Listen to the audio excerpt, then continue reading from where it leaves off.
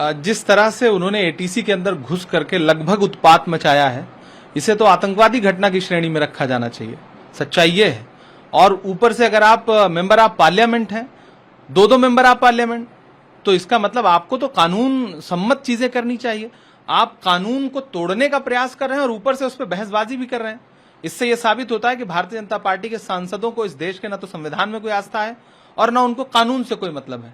उनको लगता है कि जो वो चाहेंगे उनकी मर्जी चलेगी, बाकी कुछ नहीं चलेगा। ये वही सांसद है ना जिन्होंने पार्लियामेंट में खड़े होकर के बड़े घमंड से देश के गरीबों का अपमान करते हुए कहा था कि नरेंद्र मोदी जी 80 करोड़ लोगों को फ्री फंड में खाना खिला रहे हैं। इनका बड़बोलापन देश को जग जाहिर है। ऐसे में कलेक्टर के साथ उलझना, कलेक्टर के साथ लगभग धमकी भरी भाषा का इस्तेमाल करना, एटीसी में घुस करके उत्पात मचाना, ये सारे जितने गंभीर अपराध हैं, इस पे कड़ी से कड़ी कार्रवाई होनी चाहिए। और मुझे लगता है भारतीय जनता पार्टी के राष्ट्रीय अध्यक्ष को ऐसे सांसदों को चेतावनी भी देनी चाहिए कि आप जो है वो देश के कानून व्यवस्था का सम्मान करें। नहीं, आपने सीसीटीवी फुटेज देखे? मैंने सीसीटीवी फुटेज देखा है। इसलिए निष्कांत जी बात घुमाने का प्रयास ना करें। डिस्ट्रिक्ट कलेक्टर क्यों उनके खिलाफ जो है इस तरह की कार्रवाई करेगा?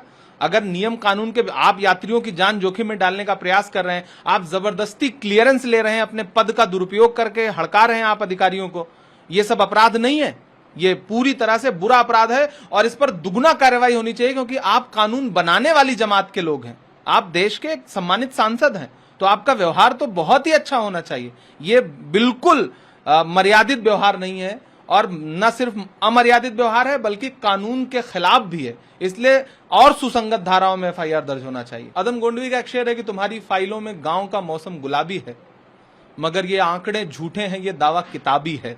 देश की जनता गरीब होती जा रही है, महंगाई आसमान छू रही है, रुपए की अहमियत डॉलर के मुकाबले प्रधानमंत्री जी की उम्र से पार होती जा रही है। और आप कह रहे हैं कि जो है जीडीपी जो है वो बड़ी मतलब दुनिया में लोहा मनवा रही। किस बात का लोहा मनवा रही है? आप जीडीपी को आपने गर्त में पहुंचा दिया और अब आंकड़ों की बाजीगरी के थ्रू आप जो है अपना बचाव करना चाहते हैं। पेट्रोल डीजल 100 रुपए के पास पहुंच गया, रसोई गैस जो है वो 1000 रुपए के पार पहुंच गई, आटा चावल दूध दही सब्जी सब कुछ महंगा हो गया और आप ढिंडोरा पीट रहे हैं कि हमने जीडीपी अच्छी कर दी। ये झूठ बोलना बंद करिए। जिस तरह आपकी वित्त मंत्री पार्लियामेंट में खड़ी होकर के कहती है कि देश में कहीं कोई महंगाई नहीं है, ये बिल्कुल उसी तरह का आंकड़ा है जिस तरह से भारतीय जनता पार्टी के मंत्रियों ने सदन में ये कहा था कि महंगाई नहीं है।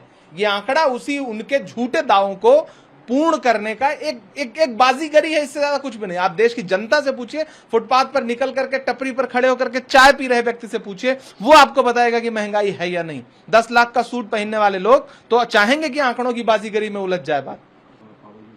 एक बिहार में सत्ता से बेदखल होना बर्दाश्त नहीं कर पा रही है भारतीय जनता पार्टी।